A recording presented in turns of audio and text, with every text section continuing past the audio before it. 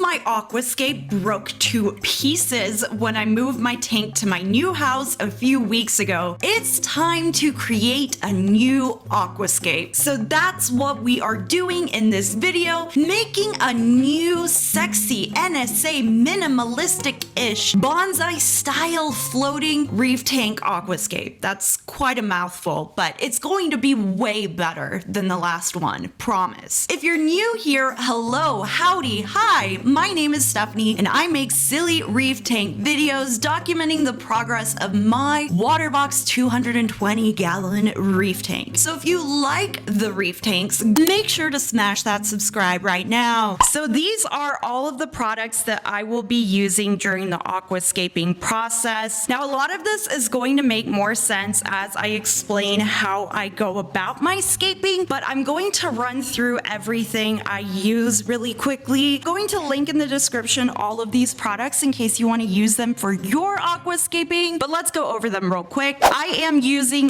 real reef rock. Now, this rock I really love to use just because of the interesting shapes that it comes with, also because of how easy it is to break apart and just work with. I swear, real reef rock is just forever my favorite. I have leftover rock here from the aquascape I created previously, so I have a lot of random pieces here that are left over. Most of these pieces are very small, so it's going to be interesting working with them. I only have a few large pieces, so I have to be a bit conservative with those. And I also have a lot of shelf rock here, but I unfortunately have no idea how to use shelf rock like when I'm scaping. Hopefully I'll be able to incorporate it just because of how much I have, but I'm not really inspired by shelf rock, so we'll see how that goes. I do have quite a bit to work with here, so that's good. Real reef rock. In terms of actually creating my aquascape, I like to create an initial shape using super glue gel. This stuff is my favorite. This allows me to kind of get an idea of what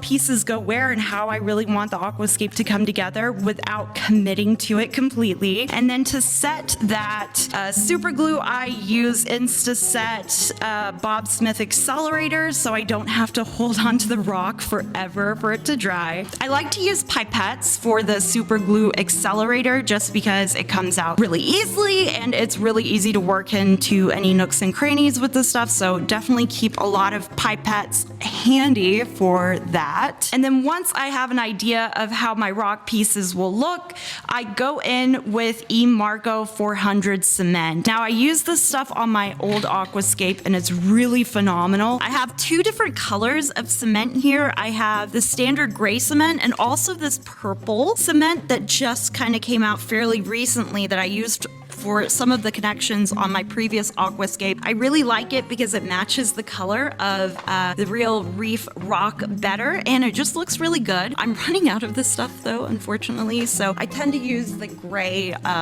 cement on the pieces of the aquascape that aren't necessarily that visible, such as the back of the aquascape and also the base. I want to conserve this stuff to make it as, pretty as possible, even though it doesn't really matter because once your tank is established in a few weeks, you're not even going to see these connections anymore. You're not even going to see where the cement was. So even though it starts off looking ugly with all of these cement joints, it's not going to look that way in a few weeks once the aquascape is actually inside the tank. Just to show you guys, this is the broken rock from my previous aquascape. And if you look at these connections with the cement, you can't even tell where the cement really was, and it doesn't distract you. I mean, especially when the corals are sitting on the rock, it's not something that's all that noticeable. So it's not something that I am worried about. I'm not really worried about how much cement I use. I prefer stability. Other miscellaneous tools I like to use red solo cups for both propping up the rocks as I'm building it and for mixing my cement, of course. And also just skewers to get into any nooks and crannies with super glue or cement. Tape to measure measure out my tank dimensions. Although the table I'm using is pretty much the same width, tape definitely comes in handy for knowing exactly what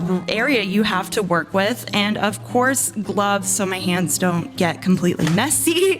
Few other random items that I keep are butcher paper, which is really great for when I'm creating my cement base, and also a Dremel just in case there are little pieces of rock that I want to shave down in order to make them fit better or just to carve them out in the way that I like. So yes, those are all of the tools that I use. So the first step in constructing this NSA scape is to create a concrete base such as this one. Now I'm actually reusing the bases from my previous aquascape to create this new one, so I'm not actually making them in this video, just repurposing them from my previous scape. I have a video of how I aquascaped my previous scape and created these bases if you're interested in seeing exactly how I created them. But basically what I did is I took butcher paper, laid it out on the table, got some of the E-Marco cement along with just little pieces of rubble such as this, and created a kind of cement patty, I guess, for lack of a better term, and wedged inside of it my initial rock, which will be the primary base for supporting the scape and the part that's going to look like it's floating. So wedged it in there, added little pieces of rubble rock to strengthen it, and basically just shaped it out in the position that it would be balancing most of the weight from my arches. So it's kind of best to build this as you build your aquascape so you know which direction the weight needs to be held. But basically this patty is going to be sitting underneath your sand bed, holding up all of the weight of the scape. It can look messy, it really doesn't matter. Remember that sand is going to cover it. It just needs to be chunky enough and positioned in a way that it can structurally reinforce your aquascape and make it nice and strong. So again, if you want to check out how I made these, I'm going to link my video where I actually created these guys, but for this aquascape, I'm just going to reuse them because I'm lazy.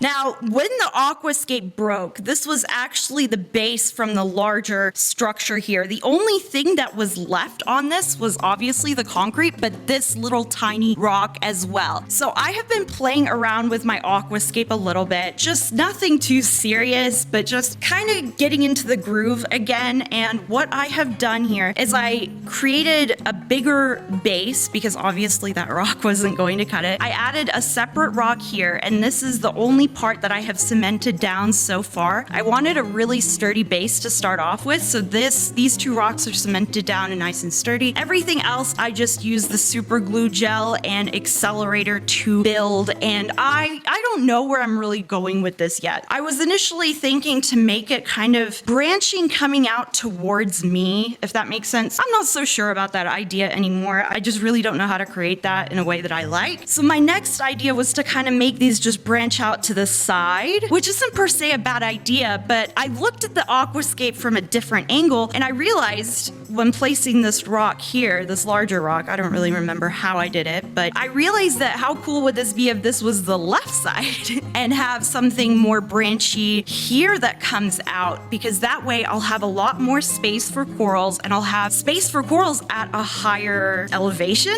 I guess, which will work better with the corals that I currently have. So I really like that idea so far. It's really important, I've realized, to look at your scape from different angles and at different times of the day and not do it all at once because you kind of get overwhelmed. So when I first start aquascaping, I like to build the base structure, and what I mean by that is the foundation of the aquascape. Later on down the road, once I finish the base and the main kind of shape of the aquascape, I'm going to go back and what I call detail the scape, which is basically add little pieces of stone, like, I don't know, here or here just for effect. And these little ledges make it feel more natural, I guess, and also give a lot more space for any corals you want to add and kind of just make the scape look put together, if that makes sense. So right now, what I'm going to do is work on getting the initial shape of things, the direction, and the last step will be going back and adding those little details. So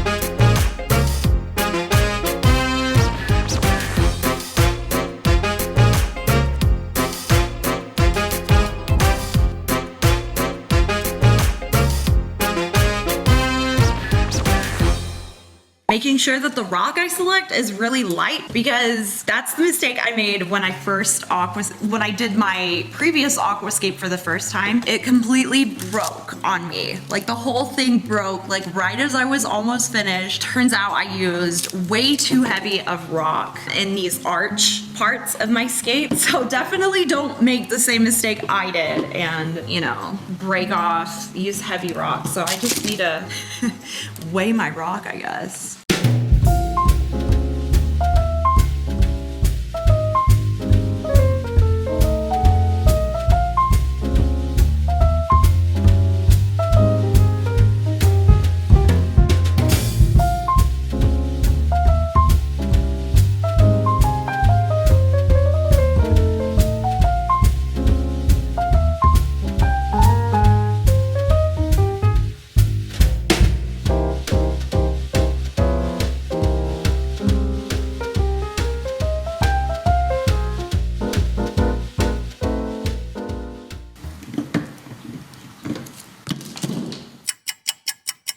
I have been hard at work, y'all. I have been hard at work. I finally have something to work off of that I'm pretty happy with, actually. So we got this little kind of bonsai-esque style going on again here. I have these 3 ledges here up top. I'm not sure which one I want to extend. Maybe the back one and the front one here. Extend them out a little bit more, like so. I think it's really cool. It's a bit different than the aquascape I had last time. I used a lot smaller pieces this time around, so it looks more intricate and delicate, which I really like. It has just this like nicer feel to it. On camera, the aquascapes always look terrible because I feel like it doesn't capture all of the depth of the scape and all of the little details, so it's probably gonna look like trash, but hey, I'm really happy with it so far. The only concern I do have is the fact that I did use such small pieces of rock. I mean, this thing is really, really small. I mean, if this is my thing of super glue, this is a really small structure, and we have a really large tank. If you look at my old aquascape, this was the smaller of the 2 structures, and look how chonky it is. It's just like the chonkiest thing ever. And if you panned this is like super thin, super delicate, a lot more smaller pieces of rock. But honestly, I don't know what I was thinking. I mean, I can't say that I hated my previous aquascape, but it was definitely chonkers. I mean, I want to try something a little bit different, use smaller pieces this time. Not that I really have much of a choice anyway, because it's all the pieces I'm pretty much left with other than shelf rock, which I can never seem to understand how to use correctly. I'm hoping that even though there's smaller pieces of rock being used here, that I can still make a rock structure that's big enough for this tank by, you know, drawing out those ledges more, adding a lot more details. Hopefully it still stands out and doesn't end up being too small and you can't actually see it in the tank. I don't know, I really do love it though. Got a lot more options for coral placement here than in my previous aquascape, especially the smaller structure. I'm thinking to go with 2 structures just like last time, and this being the smaller of the 2 just because, like I said, I used really small pieces. Now with the bigger aquascape, I still don't know what I want to do or how I'm gonna make it more chonky. I don't want to revert back to using just boulders and building it up like that. I want to make something with smaller rocks just like this one. I just have to think of a better way of building up the height and thickness from the base, because I feel like whenever you start your aquascape, the size of your base dictates the size of the entire aquascape here. It's kind of small right there where the base of the trunk, I guess if you could call it that, starts. So I think that kind of made it smaller from the get-go. So I don't know. We'll see how it goes. I'm really just in love with it, and I have a good feeling about this aquascape. I think I finished the smaller structure. This thing is just so sexy. I mean, I am so in love with this aquascape. In fact, it's making me hate my old aquascape. I mean, I used much smaller pieces of rock, and we have way more ledges here, which is perfect for corals. And compared to the smaller structure, it's like night and day how much more I can actually fit on this aquascape. I mean, I love the design of it, the branchy structure. I mean, the lighting right now is terrible, and you really can't see it for all of its glory, but I'm telling you, this is like the scape of dreams. Like, I can't believe I actually made this. I am so proud. Definitely coming along. I mean, I'm really impressed with the structure, and it's a lot larger than my smaller structure in my initial aquascape was. It's a bit more thin, but there's way more spaces here to work with, and also reaches a higher, it's a higher scape than my previous one too. So I'm not really sure how to go about creating the larger structure, considering, because I like to make my escapes balanced, and I just don't really know what the other structure would look like to kind of contrast this, considering it's so tall. But I really do, I do love this thing.